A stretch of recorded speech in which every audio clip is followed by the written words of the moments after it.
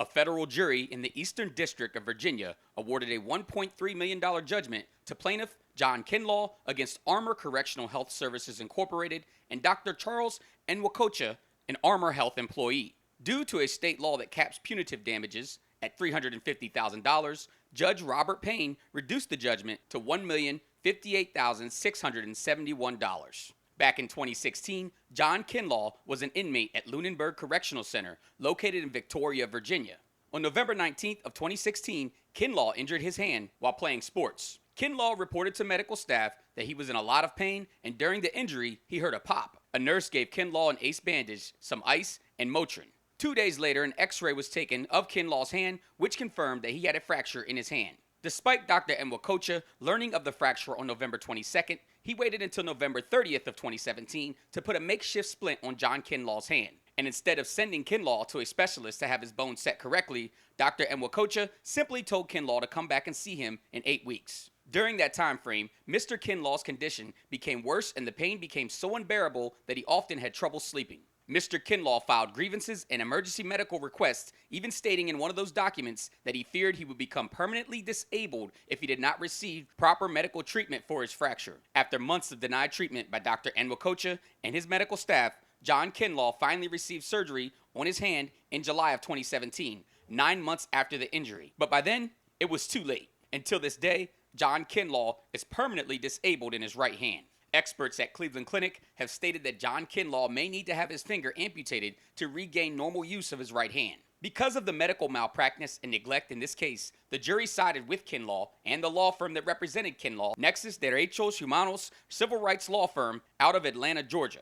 Kinlaw's mother told me that it wasn't until her and her husband, John's father, contacted Virginia's Secretary of Public Safety, Brian Moran's office, before the prison took John's injury seriously. And at the end, when it really got to the point where we felt like, all right, they have all the information they need to do the surgery, and they weren't doing the surgery, we had no choice but to contact Secretary Moran's office and get help.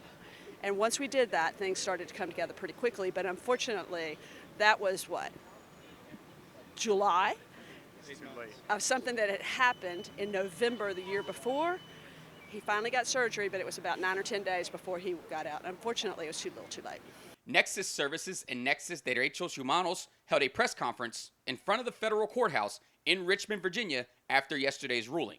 In the Commonwealth of Virginia, if you sue a prison guard, the white knight coming to the defense of that guard is the Attorney General of the Commonwealth. If the Attorney General of the Commonwealth is the defense lawyer for corrupt prison guards, how in the heck are corrupt prison guards and corrupt prisons ever going to be held accountable? If the cop is the enabler. Whether you're in prison or whether you're outside of prison, whether you're in a jail, whether you're outside of a jail, you have inherent human rights, you have inherent human dignity, and the standard of care for medical care doesn't drop just because you're inside an incarcerated place. At the end of the day, physician medical standards are universal. They apply to all people in all settings. They don't change because you're in a prison. They don't change because you're outside of a prison. They stay the same. And the jury recognized that and awarded John Kinlaw money damages because he was wronged. And as a result of being wronged, he has to live with an injury, a physical injury, that he must look at every single day because a doctor decided not to do his job.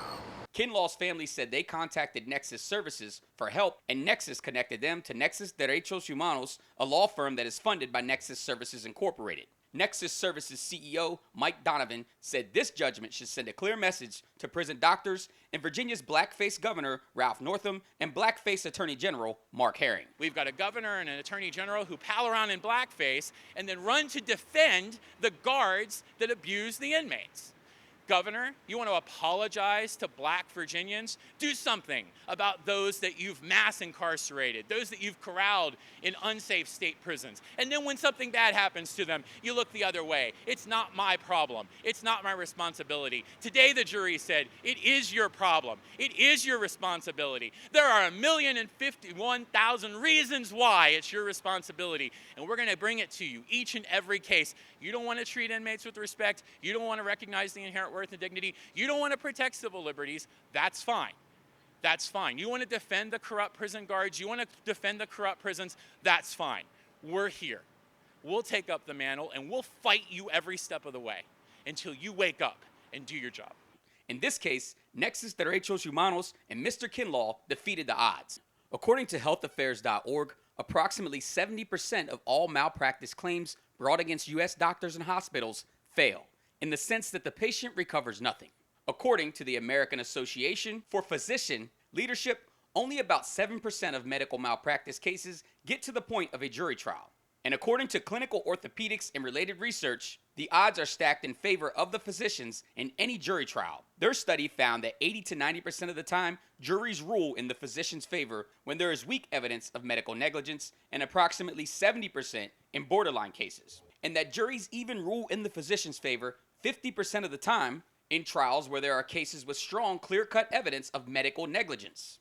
Now think about those numbers, and add in the fact that Mr. Kinlaw was an inmate in a correctional facility, and the odds are probably almost 100% against Mr. Kinlaw and Neuxs, Derechos, Humanos. And I say probably because a win in circumstances like these is so rare that I can't find a single reputable source that has documented inmates or prisoners winning a medical malpractice case against a prison doctor or correctional health services provider.